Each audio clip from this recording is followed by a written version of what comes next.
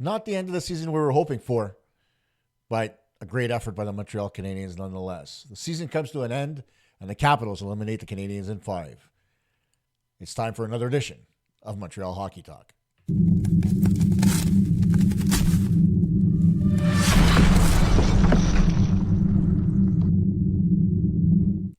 Hey everyone, Kosta here with the last post-game edition of Montreal Hockey Talk. Unfortunately, I will be coming back with, the post-mortem, as it were, for the season and a draft preview, so on and so forth, free agency. Those little shows will come up. And of course, if you do have a show idea, like you want to talk about a specific strategy and what I think of it, you can always get me on social media at mtlhockeytalk.bsky.social or on our Facebook page. The questions will be there, so go ahead and ask away, and I will most certainly look at them and come back to you. I'm also going to be looking at getting some guests on board for next season and during the summer so that there's a little bit more back and forth instead of looking at me for 30, 40 minutes during every show, because I know I'm not that good looking. But let's get to the crux of the matter. The Washington Capitals eliminating the Montreal Canadiens in 5 games. And you got to take your hats off to the Capitals. They did what they were supposed to do. They beat the Canadiens handily in 5 games. And now that doesn't mean that the Canadiens couldn't have done better.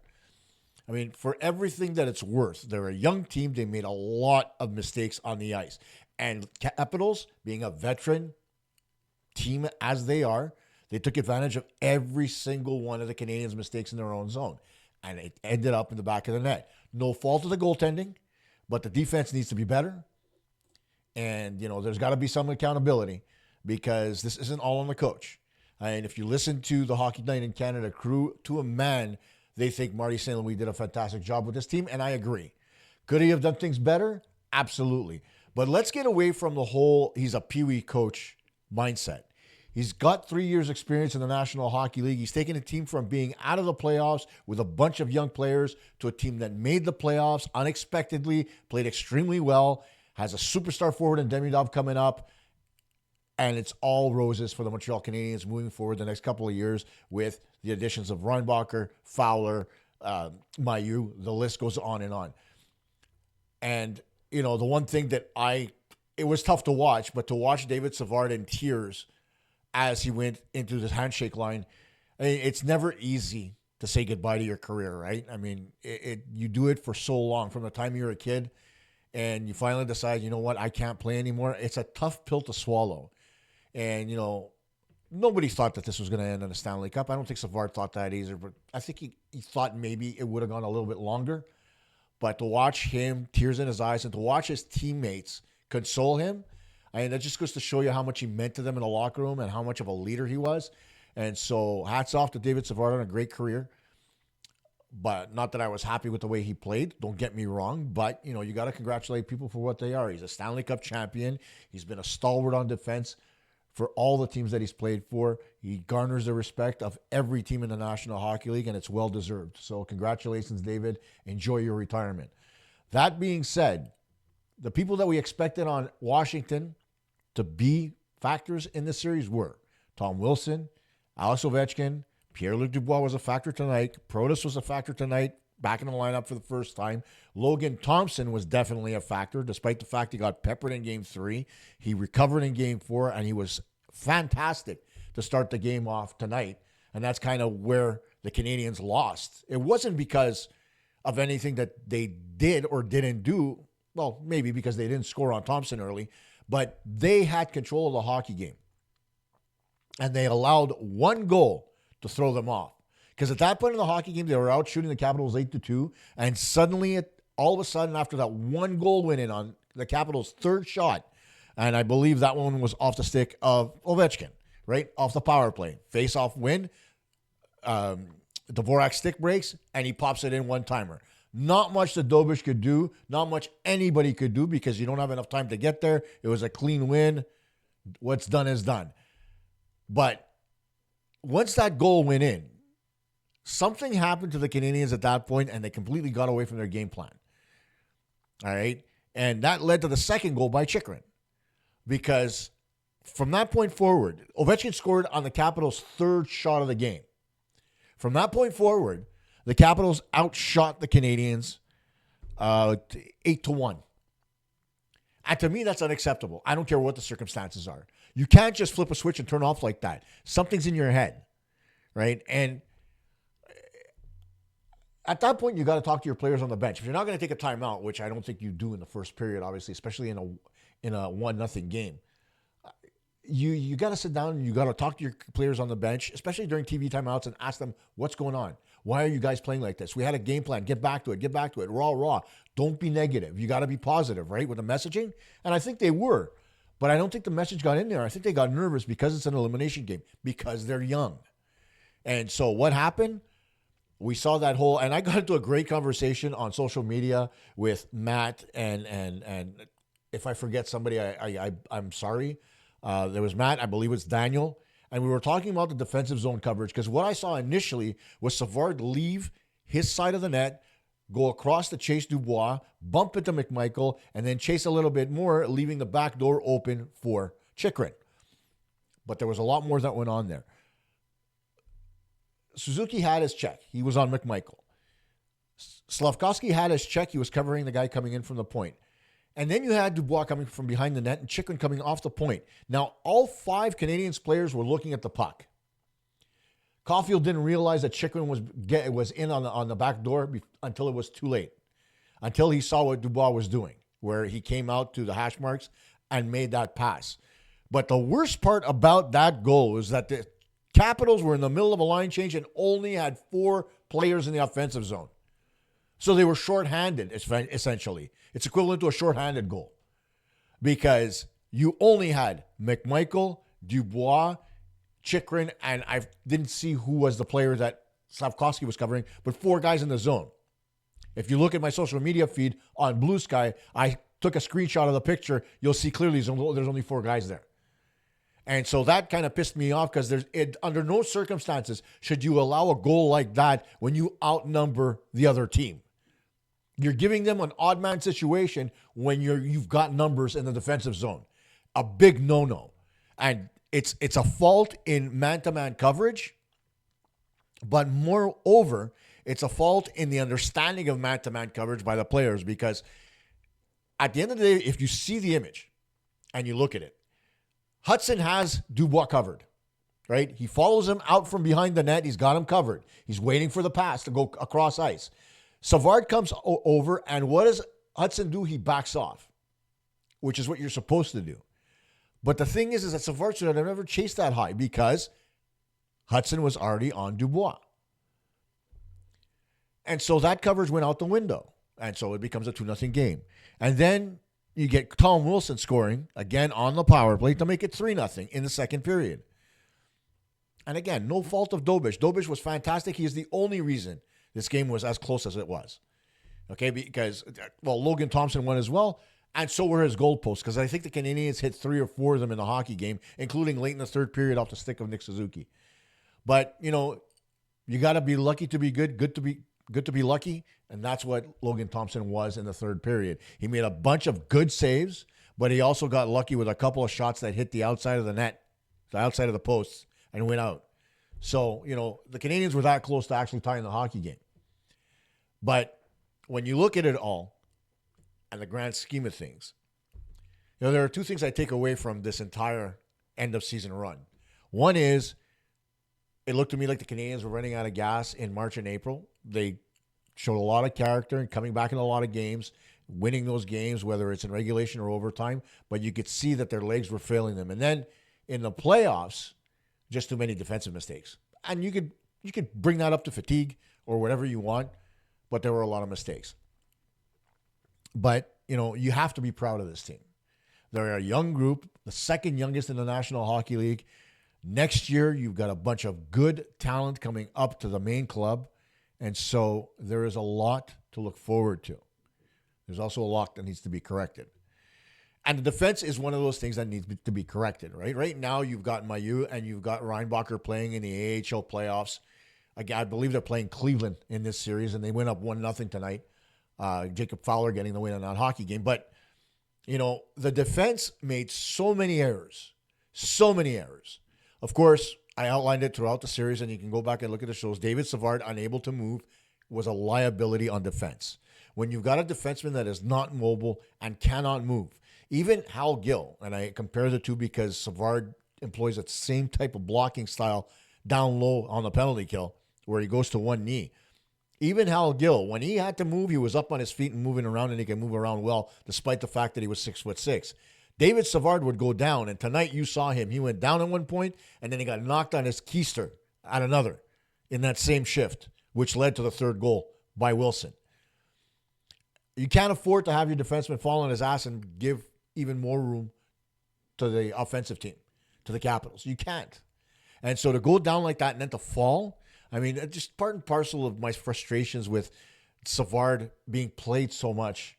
And I understand, again, it's his last season in the National Hockey League. You want him to go out with a little bit of dignity.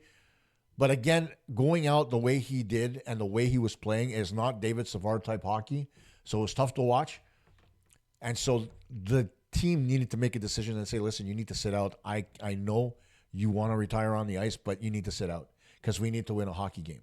And they would have been better off having Struble in the lineup than they would have Savard tonight. I can guarantee you that. And another guy who just didn't deserve the minutes that he gets on a regular basis is Mike Matheson. Because for all the good that Mike Matheson does offensively, he is an absolute sieve on D. Teams know that if you put the puck in Mike Matheson's skates, he doesn't know what to do with it. All right?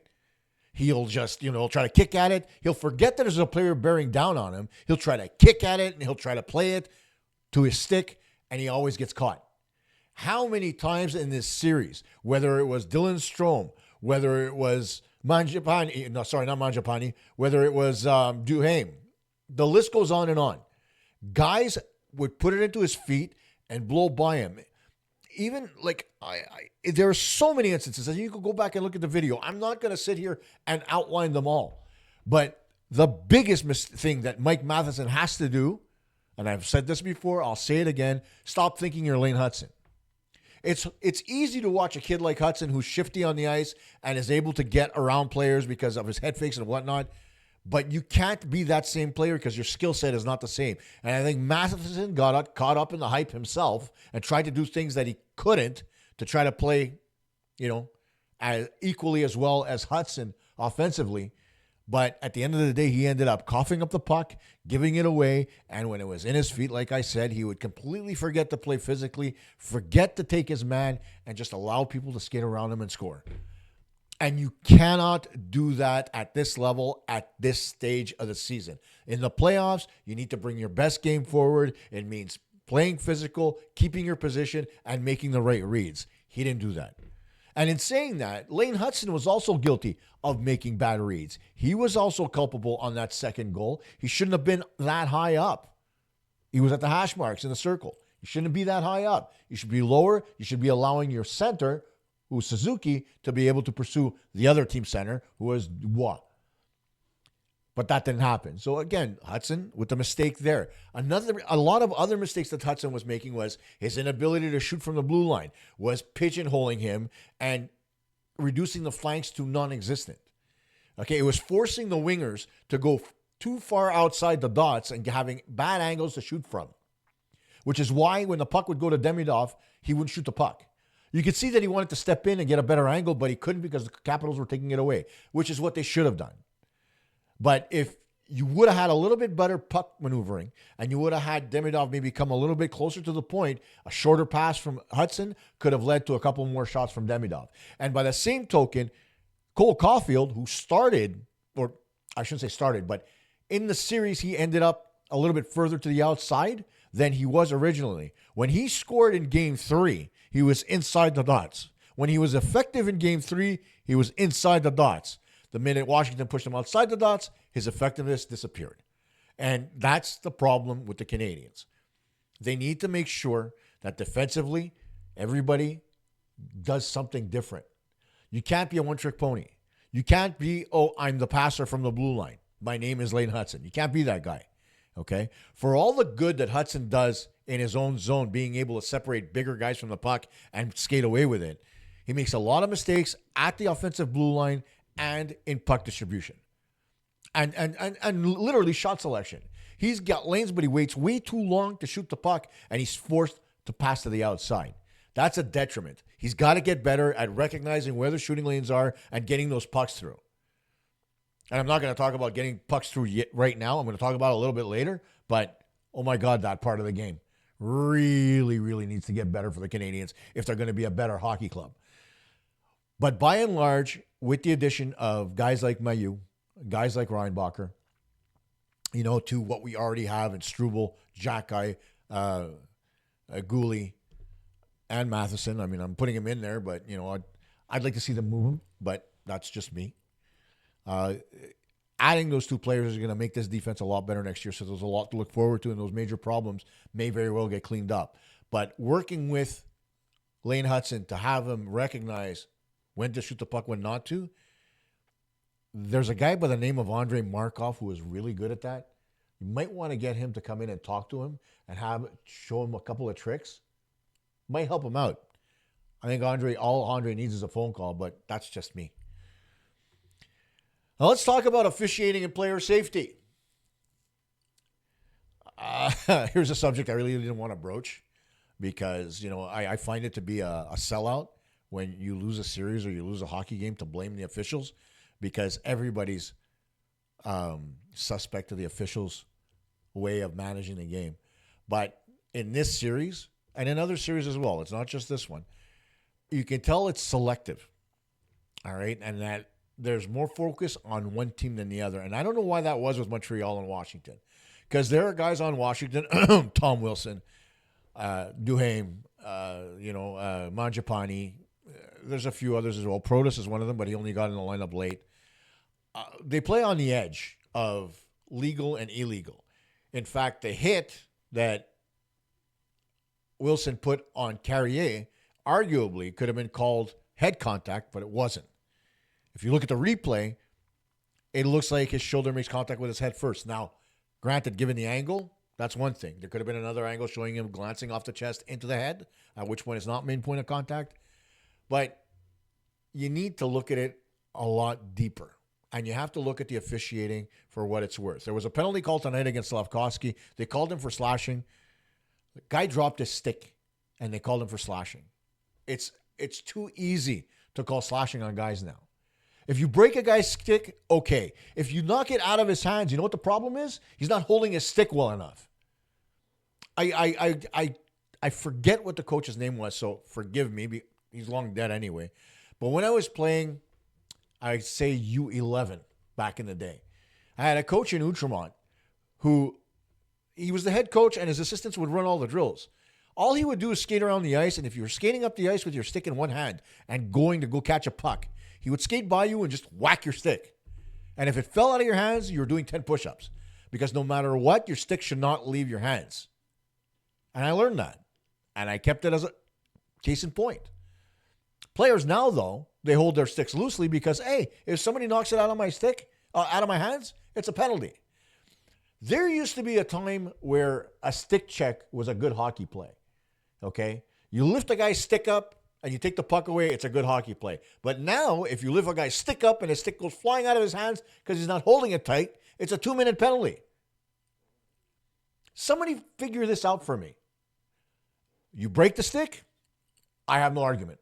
You come down on a guy's stick and you snap it, it's a 2-minute penalty. I will not argue that. That is clear as day. But for something as gray as knocking it out of a guy's hand, the guy could have water on his glove, right, from the bench, and the glove slips out of his hand. What happens? It's a penalty. It's wrong. And the officials need to do a better job of recognizing what is a penalty and what isn't a penalty. And the other thing they need to do, because Washington did it extremely well, is they need to call embellishment. And I go back to Alexiev again, getting knocked down by Arbor Xhekaj last game.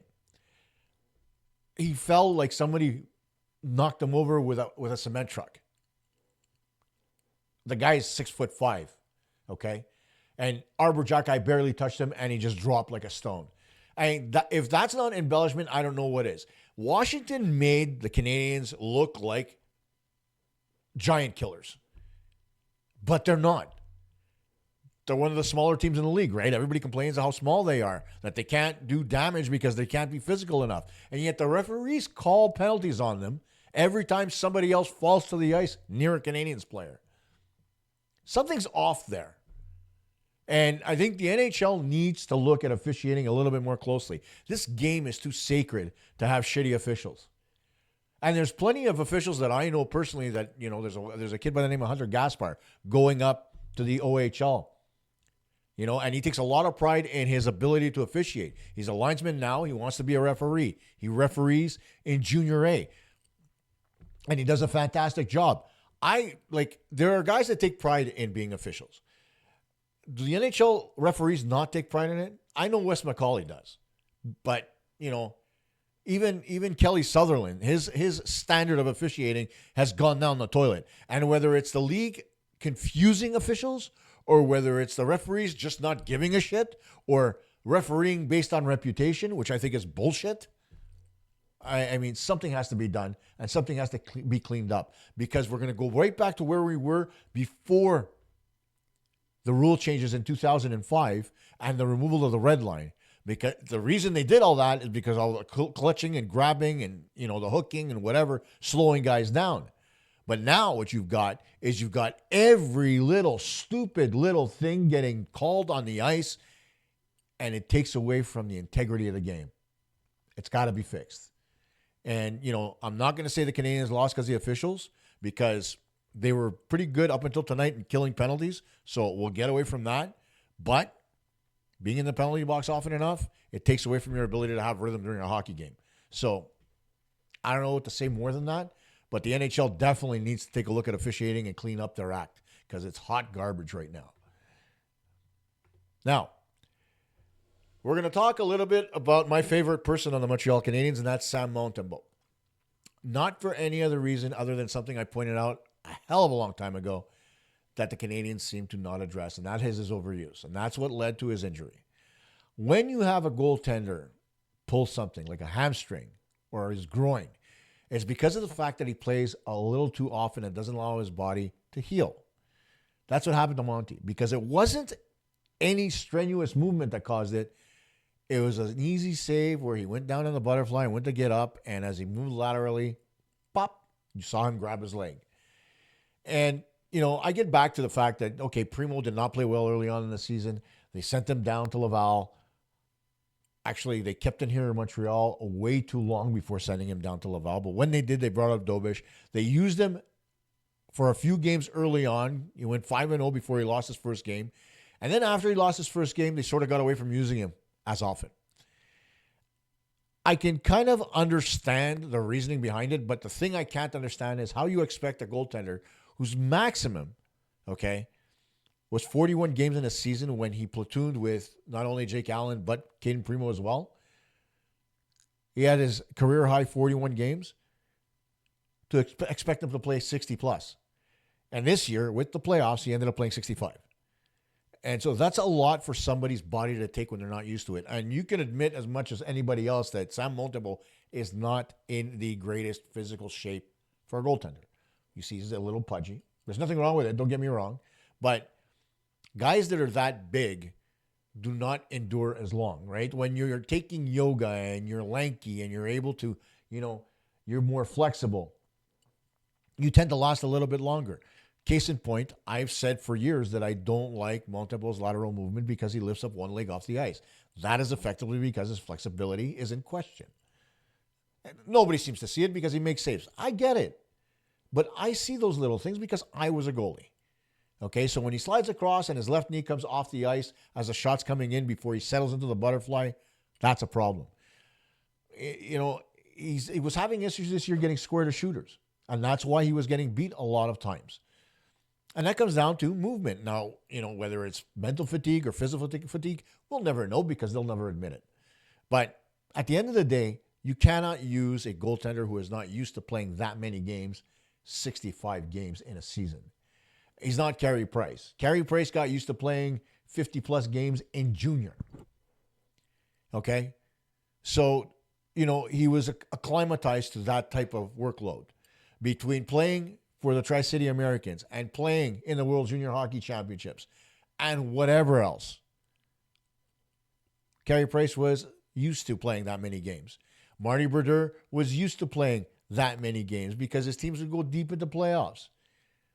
And he was counted on to play 60 games a season. Patrick Waugh was a workhorse in junior. The guy used to face 60 shots on goal every game. He was used to it. Goalies nowadays are not used to it anymore. They don't expect that much rubber. They don't expect that much work. And when teams move east-west, like a lot of the better teams in the league do, it takes a toll on your goaltender.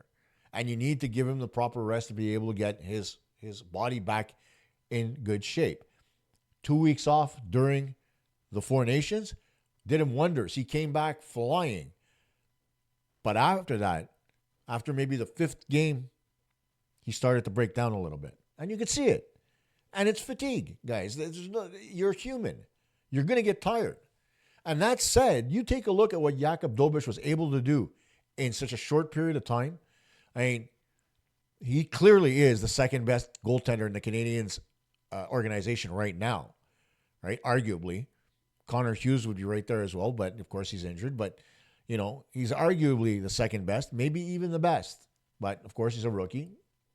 Montembeault is the veteran, and he started. But you look at the situation that he was put in the playoffs right now. You know, coming in Game 3, replacing Montembeault in a pressure situation in the first playoff home game in almost 8 years. You know, you take a look at Game 4, where he, again, played very well, but the team wasn't able to score. And then you look at tonight, where after the Canadiens fell behind 2-0, he kept them in the hockey game. He played extremely well. And not that the Capitals were world beaters. They ended up with only 28 shots, but he made a lot of big saves. And you know, you got to credit him for the effort he put out there. So this series doesn't go to the goaltenders or the lack of goaltending, because Montembeault did have his moments as well. But there's a lot of work that still needs to be done. Montembeault is still a young goaltender. He still has a lot to learn. Okay, he went from being the third stringer in Florida to the second stringer in Montreal to the number one guy in Montreal in a very short period of time. And so you need to give him a little bit better acumen to acclimatize himself to being that number one guy. And, you know, whether it's somebody like a Carey Price that comes in to help, because you got to lean on your alumni. Okay, guys that were there, guys that still bleed Bleu Blanc Rouge. You know, guys like Larry Robinson, guys like I mentioned, Andrei Markov. You know, the list goes on and on. There are plenty of guys who would come back and work with the Montreal Canadiens to make them a better hockey club. You don't have to limit yourself to just your coaching staff. All right. For the longest time, I remember that Sébastien Bordeleau used to work with Canadiens players during the summer. Bordeleau was a fourth line, you know, player with the Canadiens who eventually went on to Nashville and played a few decent seasons before going out to Europe. But when he came back, he worked as a development coach with Montreal. Roman Hamrlik would go in the summers and work with players one-on-one. You know, and so you don't have to limit yourself. You can create situations where it's not just about technique. It's about learning the position and learning the game. And the more people that teach you, the better you become, because you find different points of view. You learn the way Carey Price viewed the game, you know, and there's cameras from behind the net. So you can look at the game as it's coming to you, stop it, and then ask the goalie that you're with, what do you see? And you can move forward from there. And then they could see exactly what takes place and understand how to read the plays better as they come into the zone. Okay, I had the luxury, beyond being a goaltender, of playing as a forward and a defenseman as well. So I understand the game from every aspect of it, right? Maybe I'm wrong with certain opinions. Everybody is from time to time.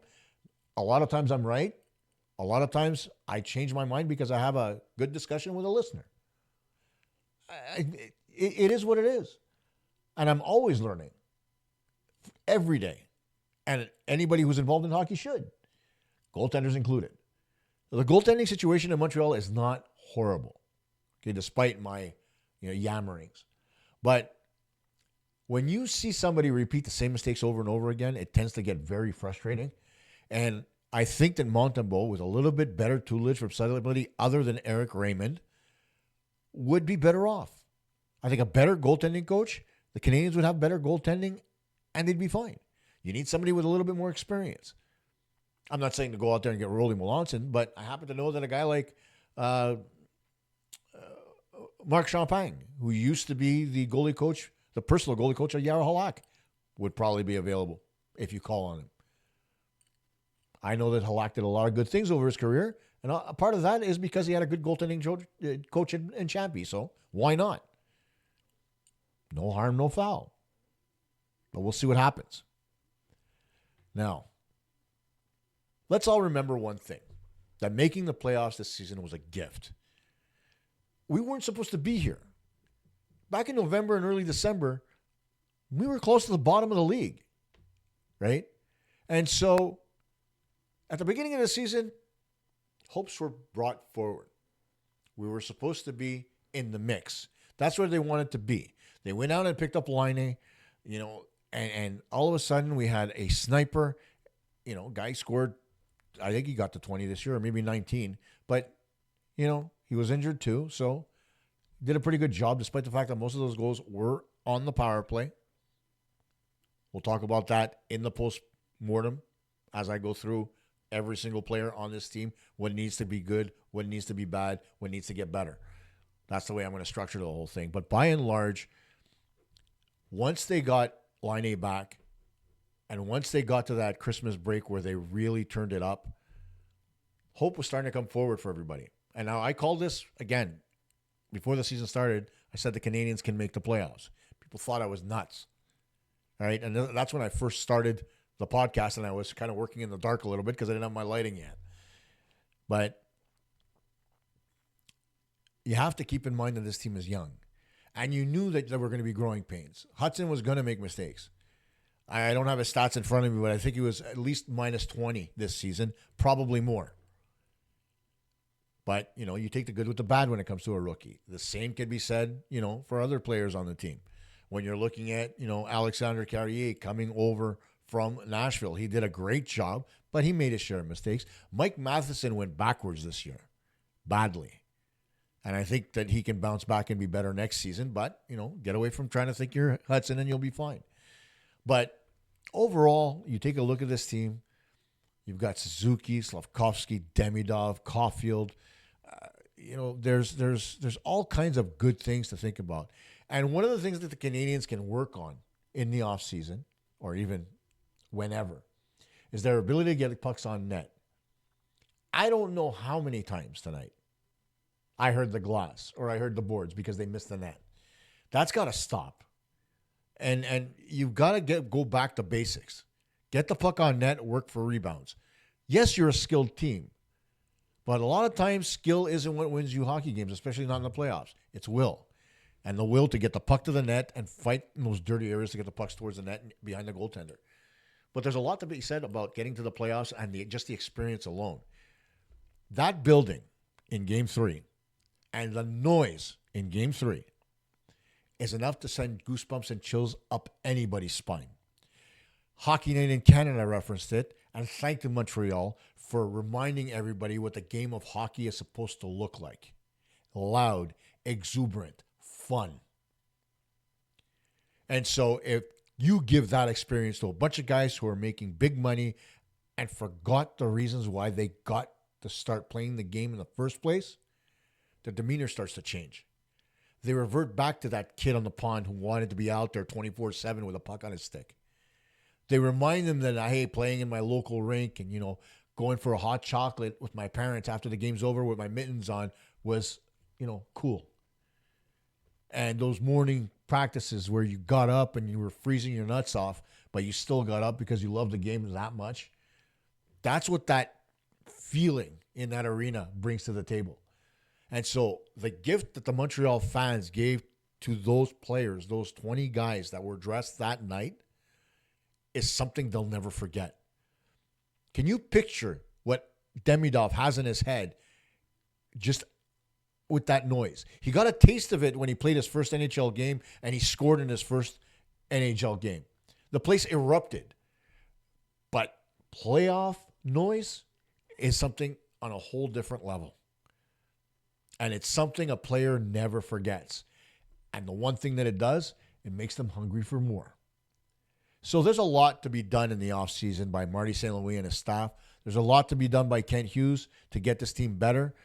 The draft's coming up. We're still going to see where Calgary's pick ends up once the draft lottery happens. where we're going to be. But at the end of the day, everything's positive in Habs land, folks. Just because we didn't get through the first round, don't turn around and think this is a bad season. It's not. It's a gift because 3 years in, we shouldn't have been here. So, you know what, guys? Until next season, go Habs, go.